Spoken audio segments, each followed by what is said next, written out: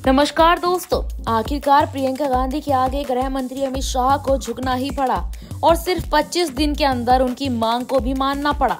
दरअसल मोदी सरकार ने वायनाड लैंडस्लाइड को गंभीर आपदा घोषित कर दिया।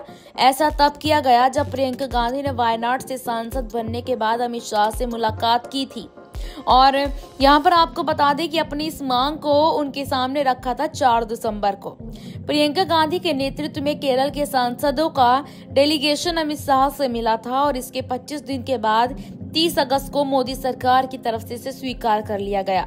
गृह मंत्रालय की तरफ से केरल सरकार को एक लेटर भेजकर इसकी जानकारी दी गई है, जिसमें केंद्रीय कैबिनेट समिति की तरफ से कहा गया कि वायनाड में जो लैंडस्लाइड हुई है उसमें कितना नुकसान हुआ है। उसी के आधार पर कैटेगरी यहाँ पर जो है इज्ड किया गया और यह फैसला लिया गया है। हालांकि पैकेज यानी विशेष वित्तीय सहायता पैकेज कितना दिया जाएगा इसके बारे में कोई जानकारी नहीं दी गई है।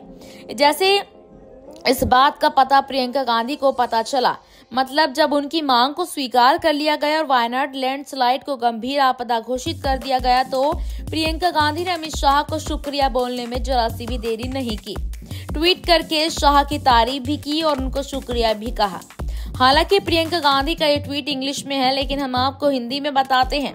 प्रियंका गांधी ने लिखा कि मुझे खुशी हुई अमित शाह जी ने आखिरकार वायनाड और यहाँ पर को गंभीर प्रकृति की आपदा घोषित करने का निर्णय लिया है। इससे पुनर्वास की आवश्यकता वाले लोगों को काफी मदद मिलेगी और यह निश्चित रूप से सही दिशा में एक कदम है।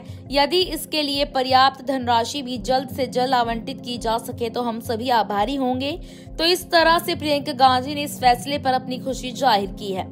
साथ ही गुजारिश भी की है कि इसका पैसा भी जल्द से जल्द केरल सरकार को दिया जाए।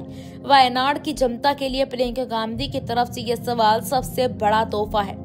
इससे तो एक बात क्लियर हो गई, प्रियंका गांधी वायनाड की जनता के लिए कुछ भी कर सकती है।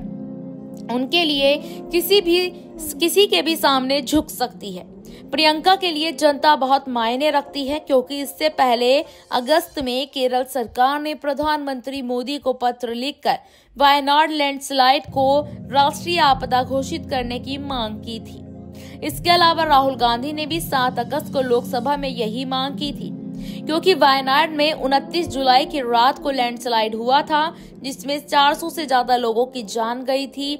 इसीलिए राष्ट्रीय आपदा घोषित करने की मांग की जा रही थी, लेकिन मोदी सरकार ने इस पर कोई विचार नहीं किया, बल्कि 10 नवंबर को तो गृह राज्य मंत्री नित्यानंद राय ने केरल सरकार को लेटर लिखकर इसे मानने से इनकार किया था। लेटर में कहा गया था कि एसडीआरएफ और एनडीआरएफ के मौजूदा दिशा निर्देश के तहत किसी भी आपदा को राष्ट्रीय आपदा घोषित करने का कोई नियम यहाँ नहीं है।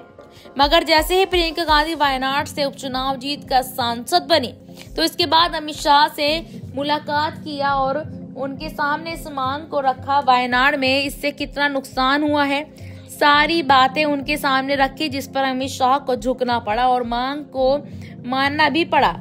हालांकि देखने वाली बात यह होगी कि जब वायनाड को गंभीर आपदा घोषित कर दिया गया और प्रियंका गांधी ने जल्द से जल्द इसकी राशि की भी मांग की है, तो मोदी सरकार कब तक और कितना पैकेज देगी, इस पर जैसे ही कोई खबर सामने आएगी हमारा चैनल की तरफ से आपको सबसे पहले जानकारी दी जाएगी। फिलहाल दोस्तों, खबर में अभी के लिए इतना ही। फिर मिलेंगे आपसे किसी नए मुद्दे पे, तब तक के लिए जुड़े रहिएगा हमारे चैनल के साथ। वीडियो अच्छी लगी है तो यहाँ पर लाइक जरूर करिएगा, चैनल को सब्सक्राइब भी कर दीजिएगा और शेयर भी कर दीजिएगा। धन्यवाद।